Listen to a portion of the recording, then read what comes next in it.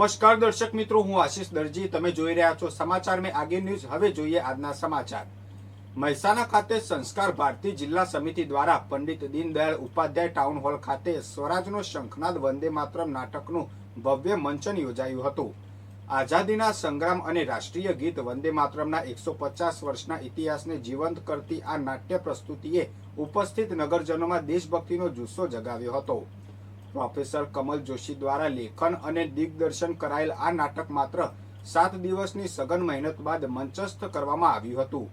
યુવા પેઢીમાં દેશપ્રેમ અને રાષ્ટ્રભાવનાનું સિંચન કરવાના હેતુથી યોજાયેલા આ નાટકને મહેસાણાવાસીઓએ ભારે ઉત્સાહ સાથે વધાવી લીધું હતું.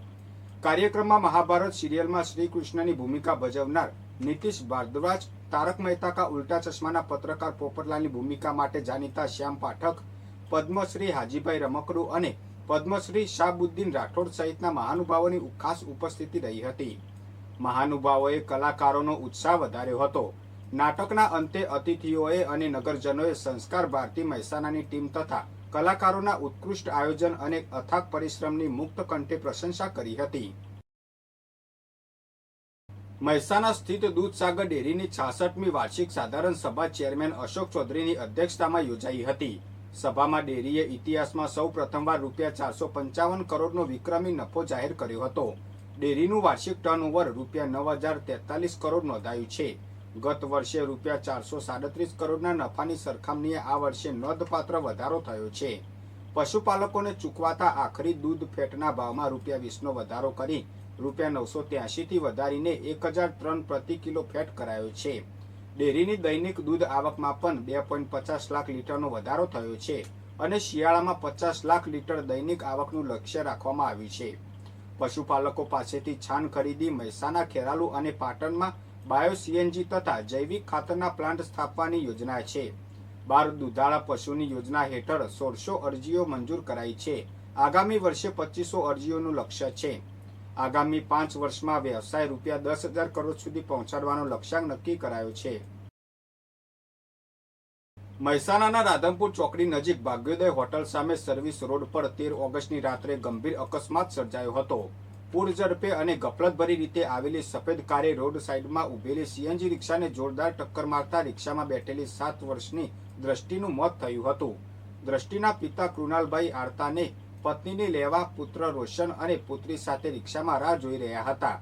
રાત્રે 9:15 વાગ્યાના અરસામાં કારની ટક્કરથી રિક્ષા પલટી મારી જતા ત્રણેય નીચે પટકાયા હતા.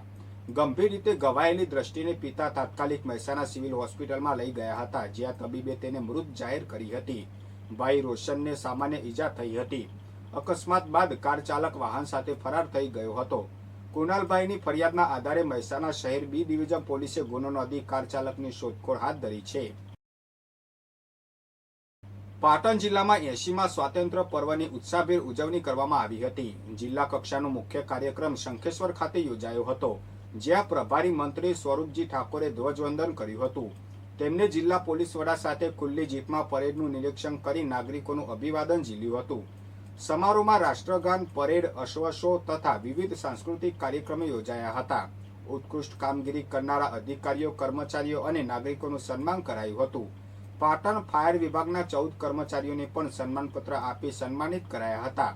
પાટણ શહેરમાં ફાટીપાટ દરવાજા પાસે રોટરી ક્લબના બગીચામાં નગરપાલિકા પ્રમુખ ચંદ્રિકાબેન રાવળે ધ્વજ ફરકાવ્યો હતો. હેમચંદ્રાચાર્ય ઉત્તર ગુજરાત યુનિવર્સિટીના કુલપતિ ડોક્ટર કેસી પોરિયાના હસ્તે ધ્વજવંદન થયું હતું. જિલ્લા ભાજપ કાર્યાલય, કોંગ્રેસ કાર્યાલય, જિલ્લા અદાલત, સિવિલ હોસ્પિટલ સહિત સરકારી કચેરીઓ, શાળાઓ અને કોલેજોમાં પણ તિરંગો લહેરાવી સ્વાતંત્ર્ય પર્વની ઉજવણી કરવામાં આવી હતી. મહેસાણાની મહાવીર સોસાયટીમાં રહેતા સાસરિયાઓ સામે દહેજની માંગણી કરી પરિણીતાને શારીરિક અને માનસિક ત્રાસ આપ્યાની ફરિયાદ સિદ્ધપુર પોલીસ મથકે નોંધાઈ છે. સિદ્ધપુરના ખડી ગામની યુવતીના લગ્ન 8 જુલાઈ 2017ના રોજ જાલમસિંહ બકાજી ઠાકોર સાથે થયા હતા. લગ્ન જીવન દરમિયાન તેમને 7 વર્ષની દીકરી છે. શરૂઆતમાં સારી રીતે રાખ્યા બાદ ઘરકામના બહાને મેનાટોણા મારી પિયરમાંથી દહેજ લાવવા દબાણ કરવામાં આવતું હતું. 2 સપ્ટેમ્બર 2019ના રોજ દીકરીનો જન્મ થતાં સાસરિયાઓ નારાજ થયા હતા અને પરિણીતાને અભાગની કહી ત્રાસ આપ્યો હતો. અંતે 4 જાન્યુઆરી 2026ના રોજ પતિ અને સાસરિયાએ પરિણીતા તથા દીકરીને ઘરમાંથી કાઢી મૂક્યા હતા. આ અંગે પતિ જાલમસિંહ સહિત 7 સામે ફરિયાદ નોંધાતા પોલીસે કાયદેસરની કાર્યવાહી હાથ ધરી છે. તાજા અને સચોટ સમાચાર સૌથી પહેલા મેળવવા માટે અમારી ચેનલને સબસ્ક્રાઇબ કરો અને સોશિયલ મીડિયા પર ફોલો કરવાનું ભૂલતા નહીં.